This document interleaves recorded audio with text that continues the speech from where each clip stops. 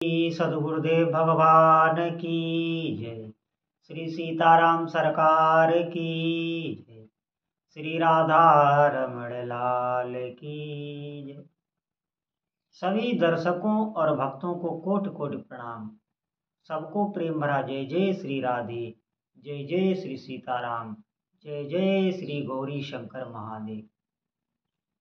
सभी भक्त, आज का सत्संग बहुत महत्वपूर्ण है, बहुत ध्यान से सुनना।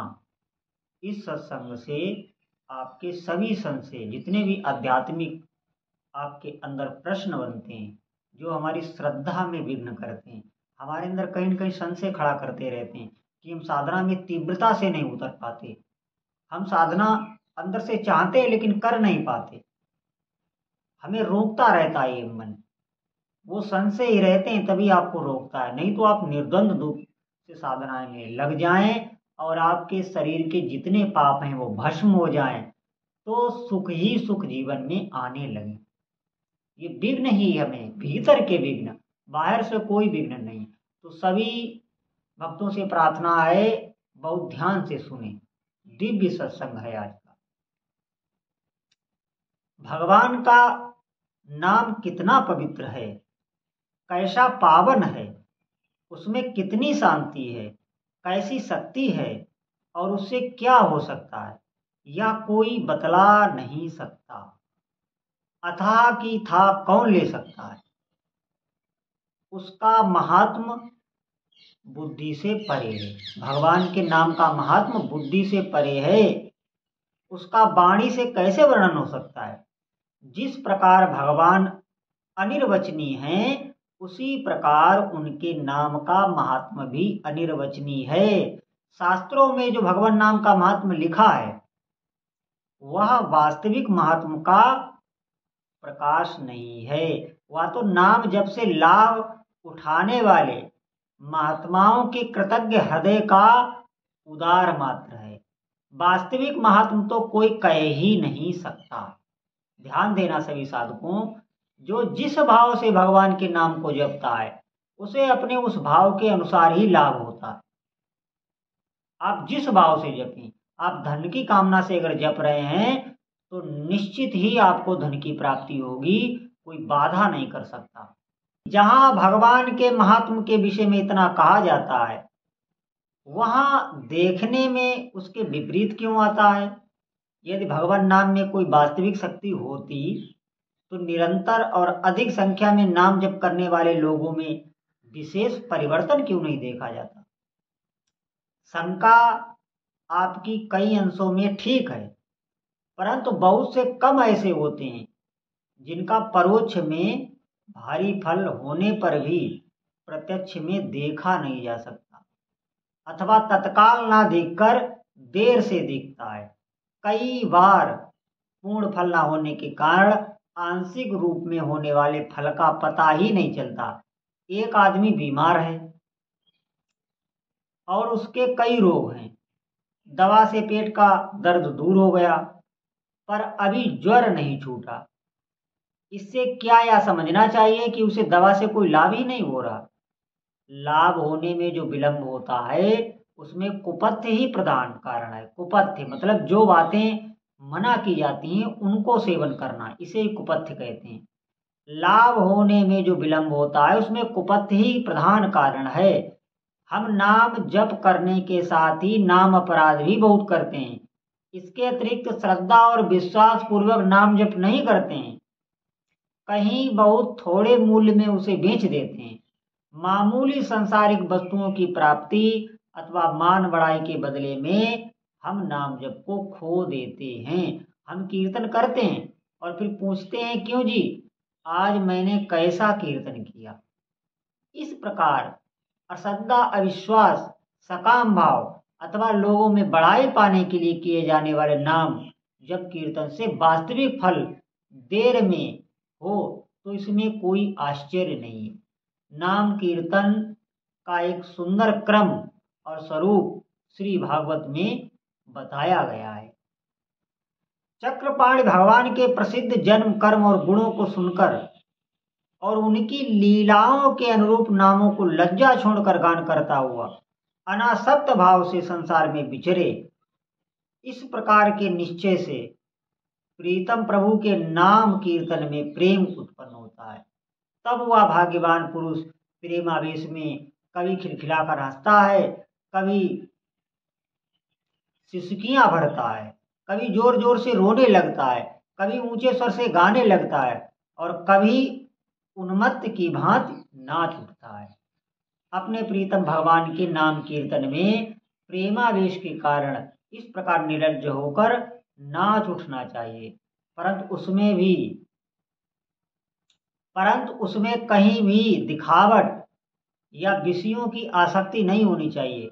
भगवान का नाम हमें आनंद नहीं देता, इसका कारण यही है कि हमें नाम प्रिय नहीं है। और नाम प्रिय इसलिए नहीं कि हमारा भगवान में प्रेम नहीं।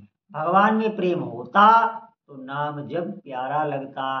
प्यारे की प्रत्येक चीज प्यारी होती है, कहीं कहीं तो उससे बढ़कर प्यारी होती है। लौकिक संबंध में भी हम देखते हैं कि जब किसी लड़के लड़की का संबंध हो जाता है, तब घर में किसी से एक दूसरे का नाम सुनकर या उनके विषय में कोई बात सुनकर वे अपने हृदय में एक प्रकार की गुदगुदी सी अनुभव करने लगते हैं। प्यारे का वस्त्र, प्यारे का भोजन, यहाँ तक कि प्यारे की फटी जूती भी प्यारी होती है। श्रृंगवेरपुर में भरत जी भगवान के शयन के स्थान में उनके अंग से स्पर्शित कुश साथरी को देखकर प्रेम मग्न हो गए थे। अक्रूर जी भगवान के चरण चिन्हों को देखकर तन मन की सुध भूल गए थे।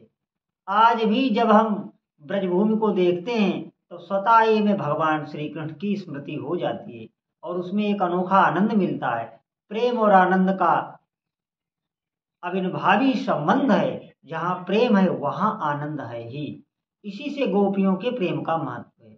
भगवान श्री कृष्ण और श्रीमती राधा रानी इसी प्रेम और आनंद के मूर्तिमान रूप हैं। भगवान का जो आनंद स्वरूप है वही श्रीमती राधा रानी है। राधा रानी के प्रेमास्पद भगवान है और भगवान की प्रेमास्पद श्री राधा रानी है। प्रेम का स्वभाव है तत्सुख से सुखित्वम, प्रेमास्पद के सुखी में सुखी होना। यही काम और प्रेम का अंतर है। काम में अपने सुख की इच्छा है और प्रेम में प्रीतम के सुख की इच्छा है। राधा जी श्री कृष्ण को सुख पहुंचाने के लिए ही अवतीर्ण हुई हैं और अपनी सेवा से श्री कृष्ण को आनंद होता देखकर वो परम सुखी होती हैं। इधर राधा जी को सुखी देखकर श्री कृष्ण के सुख की वृद्धि होती है और श्री कृष्ण के सुख की वृद्धि से राधा रानी को सुख और भी बढ़ जाता है। इस प्रकार एक दूसरे के आनंद से दोनों का आनंद बढ़ता रहता है और यह उत्तरोत्तर बढ़ाने वाला आनंद ही भगवान का नित्य रास है। प्रेम में यही तो विलक्षणता है, इसमें कहीं अलम नहीं है, न्यूनता नहीं है। मतलब प्रेम अगर आपका एक बार प्रभु से हो गया तो वो दिन पर दिन बढ़ता है। प्रेम का स्वरूप भी यही है, प्रतिक्षण वर्धमानम। प्रेम इस पद का सुख ही अपना सुख है, चाहे उसका वह सुख प्रेमी के लिए लोक दृष्टि से कितना कष्ट कर क्यों ना हो। प्रेमी चातक की तरह भाव रखता है। हम जो संसार के दुखों से घबरा उठते हैं, इसका कारण क्या है? यही कि हम उनमें प्रेमास्पद भगवान की रुचि को, उनके विधान को नहीं देखते। कठोर आघात में उनके सुकोमल कर कमल का स्पर्श हम नहीं पाते, परंतु भगवान का प्रेमी भक्त किसी कष्ट से नहीं घबराता, क्योंकि वह प्रत्येक वस्तु में भगवान का स्पर्श पाता है, वास्तव में पाता है। ऐसा ही होता है। वास्तव में भगवान का प्रेमी भक्त सब कष्टों से परे पहुंच जाता है। उसका जीवन भगवत सेवा में हो जाता है। वह सेवा को छोड़कर मुक्ति भी नहीं चाहता। मुक्ति तो वह चाहता है जो किसी का बंधन अनुभव करता है। भगवत प्रेम का बंधन तो सारे बंधनों के छूट जाने पर होता है। वाह! और इस प्रेम बंधन से भक्त कभी मुक्त होना चाहता ही नहीं। जो इस प्रेम संबंध से मुक्ति चाहता है वह भक्त कैसे हो सकता है? इसी से कहा गया है, भक्त जन देने पर भी मेरी सेवा को छोड़कर कुछ भी स्वीकार नहीं करते। ये भगवान कह रहे हैं। भगवान कह रहे हैं कि भक्त जन देने पर भी मेरी सेवा को छोड़कर कुछ भी स्वीकार नहीं करते। और इस प्रेम साधना के संबंध में गीता में भी भगवान ने बहुत प्रकार से कहा है। जिनका चित्त मुझ में ही लगा है, जिनके प्राण मुझ में फंसे हैं, जो नित्य आपस में मेरी ही महत्वा की चर्चा समझाते हैं, प्रेम करते हैं, जो मेरी ही बात कहते हैं और उसी में वो संतुष्टि का अनुभव करते हैं, और जो निरंतर मुझ में ही रमण करते हैं, उन निरंतर मुझ में लगे हुए प्रेम पूर्वक मेरा भजन करने वाले भक्तों में मैं अपना बुद्धि योग दे देता हूँ, जिससे वो मुझको ही प्राप्त होते हैं। इससे हमें ये सार मिलता है कि हमें वास्तविक भगवान के भजन में लगना चाहिए। निश्चित मानिए सभी साधनाओं का सार यही है। और आपको जो भी विघ्न आते हैं भजन में, आप निश्चित मानिए आप उसको ऐसे समझें कि मैं नहीं कर रहा हूँ, मुझे प्रभु करा रहे हैं किसी की प्रेरणा से। प्रभु आपकी सामर्थ्य से ही मैं भजन कर पाऊंगा, ऐसे भाव आप रखें। फिर देखें आपका भजन कैसे बढ़ने लगता। अगर आप ऐसे भाव रखेंगे तभी आपका भजन बढ़ता चला जाएगा, नहीं तो भजन में भी आपका अहंकार आ जाएगा कि मैं इतना भजन करता हूँ। दूसरों को आप थोड़ा न्यून समझने लगेंगे, ये दोष आ जाएगा और ये दोष आपको भजन से हटा देगा। इसीलिए मैं कहता हूँ आप ऐसा समझें कि प्रभु की विशेष कृपा है तब मैं ये सत्संग सुन रहा हूँ और प्रभु का नाम जप कर रहा हूँ। फिर देखना आपका भजन बढ़ने लगेगा। निश्चित मानिए सभी साधकों से अनुरोध है भजन में आगे बढ़ें और भगवान के नाम का ही जप करें, उसको दृढ़ता से पकड़ लें। बोलो जय जय श्री सीताराम।